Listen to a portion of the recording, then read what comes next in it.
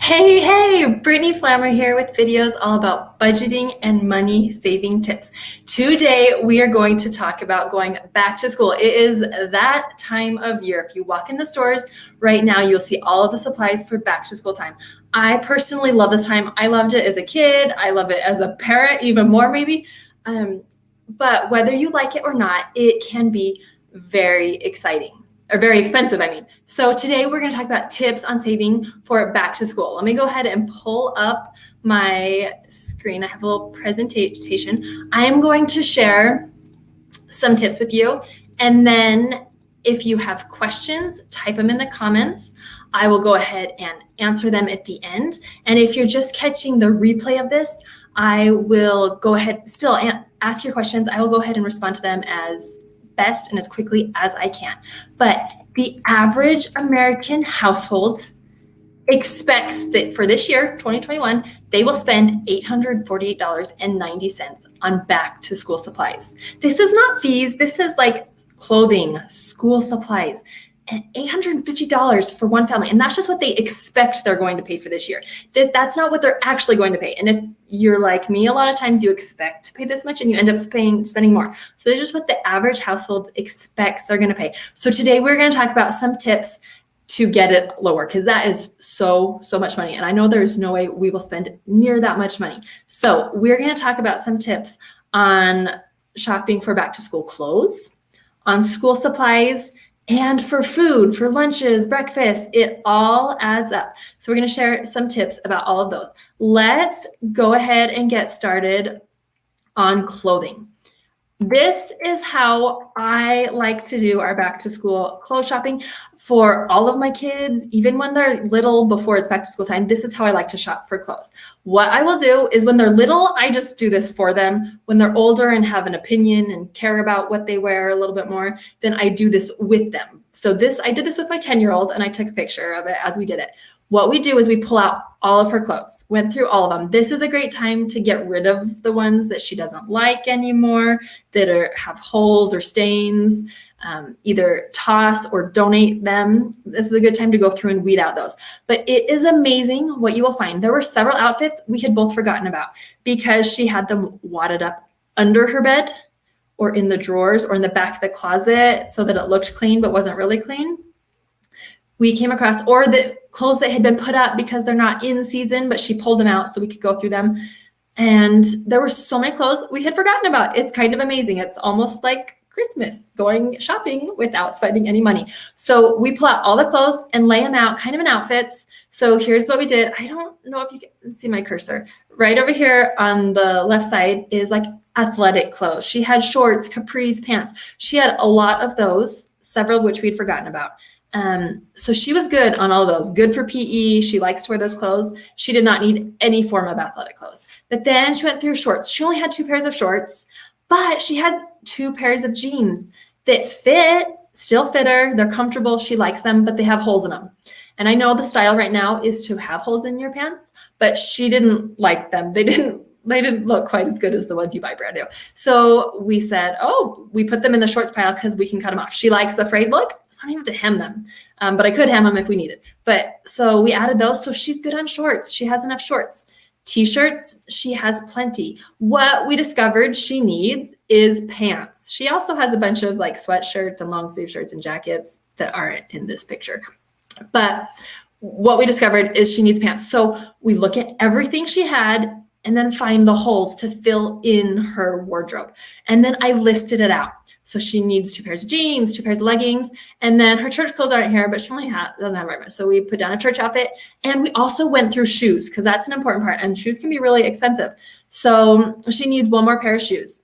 So I will list out the items that she needs.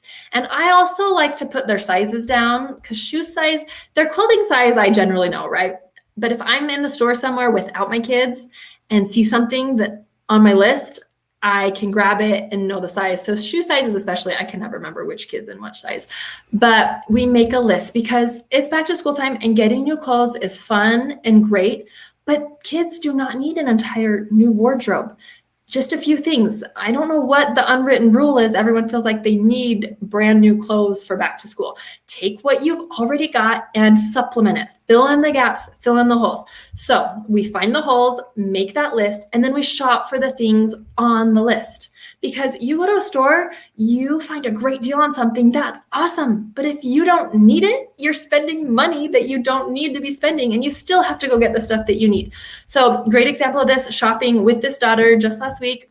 She came across this really cute outfit, but it was like a jumpsuit. Is that what they're called? Yeah, the jumpsuit. It's really cute. She really wanted it. It was a good price, but she didn't need it. What she needs is pants, jeans, and leggings. And so I said, it's not on the list. I'm not willing to pay for it. She wanted enough that she was willing to pay for it out of her own money. So we bought it and she paid for it.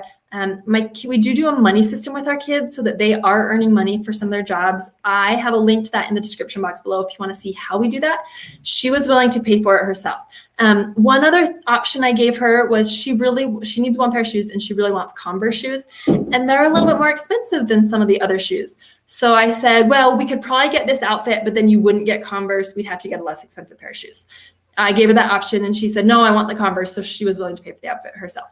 I just love having that list there so that I know exactly what we need. So I'm not spending money on stuff that we don't need. So I always shop with the list, filling in the gaps on what we need. And then when it comes time to shopping, I don't know if this video is playing for you. I hope it is. I love to shop at consignment sales. I have lived several different states, and in most of the states we've lived, they have done consignment sales. Not everywhere we've lived. Right now, I don't know of one. I could not find one. But if you Google consignment sales near me, this particular one is real honest.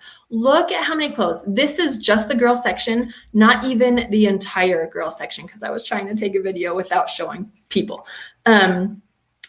People bring their clothes and mark their own prices. So it's kind of like a treasure hunt. It's a step above a thrift store. You might pay a little bit more, but I love these. I go with my list for all of my kids. I'll spend 2 or 3 hours and get most everything on my list for all my kids. And it's much cheaper than buying everything brand new. I love these, but there isn't one nearby that right here where we're living now. So here's where we shopped. Thrift stores. I love thrift stores. They do take a little bit more time, but you can find treasures, especially if you have the list, know exactly what you're looking for. I have a kindergartner starting school this year. He needed a backpack. Got it. Puma backpack, $2. Great condition. He needed jeans. I got him some Gap jeans for, I think they were $2. If you know exactly what you're looking for, thrift stores can be great. They take a little bit more time, but they can be great. And they are not all created equal. Different thrift stores, some I love, some I don't like. Just try them out. Another store I love, Once Upon a Child, that's a consignment store for kids, or Plato's Closet if your kids are older. We went there for the first time this year. My oldest is just old enough to fit into some of their clothes. It is consignment, so it's a little bit more expensive than thrift, but a lot more expensive than brand new. We also love Ross and TJ Maxx. These are the ones we go to first. There's nothing wrong with shopping for name brands and going into other stores. Absolutely nothing wrong. Just know that they tend to be a little bit more expensive, or pay attention. Like I know Kohl's and Old Navy do cashback or Kohl's Cash or whatever they call it. Just beware. Shop with the list. These are the stores we go to first. I do online shopping for myself. I know I've tried ThredUp and Jane.com or some stores I love for myself. I haven't come across any that are great for kids. So if you have any online shopping, either consignment or just for getting great deals online for your kids, put it in the comments down below. I would love to know, because there is a convenience for shopping online, and I would love to know that. But I find the holes in their clothing. I fill in the gaps make a list of what we need, and then I look for it. So we're not spending money on things we don't need. The next major place to spend money is school supplies. They can be so expensive. I don't know about you. I actually love the back to school supplies. I love seeing all the colorful crayons and markers and notebooks. I love cute notebooks, but it's easy to get carried away. So with school supplies, once again, start with a list. I know most everywhere we've lived, schools will give you a list of their actual supplies, specific supplies that each kid needs or each grade. So have your list, because it's really easy to get carried away with things you don't need. But once you've got your list and go to the school, Target and Walmart are great for doing pickup. You can get a lot of supplies. Going in person, I think, has a little bit more option. But one thing to consider is name brand versus generic brand. I just want to show you. This is from Walmart's website. It was like last night. I did some quick screenshots. Here is a one subject notebook, pen plus gear, pen and gear. I don't know whatever they say it. 50 cents for this one subject notebook. Compare that to the 5-star one subject notebook. They start at $2.50. That is 5 times the price of the generic brand. Now, maybe there is better quality. I don't know. That's not a debate I'm willing to have. I just know that my 3rd grader, he could care less what kind of notebook he has.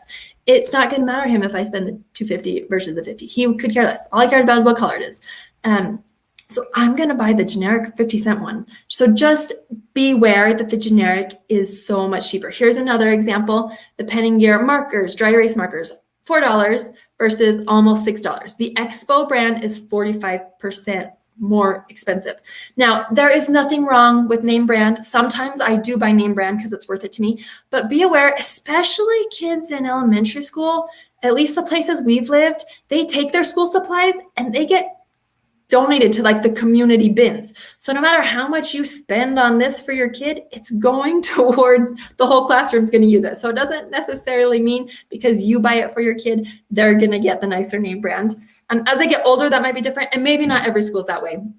The schools where we have lived with our kids so far, that is how it's been. Some things are personal, like their pencil box might stay with them, but everything else kind of gets donated to the classroom.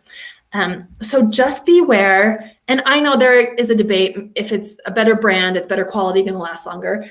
For example, backpacks.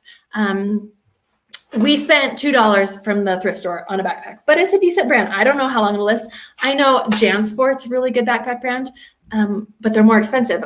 Pottery Barn, we got on discount some Pottery Barn backpacks for my girls when they were young, and they got them before they started school. So kindergarten through still in good shape now. My daughter's going into 6th grade, still in good shape. So it was worth it to spend more on that. However, her backpack has unicorns and she hates unicorns. So keep that in mind. I think for me personally, as they get older, I'm more willing to buy better quality that's going to last.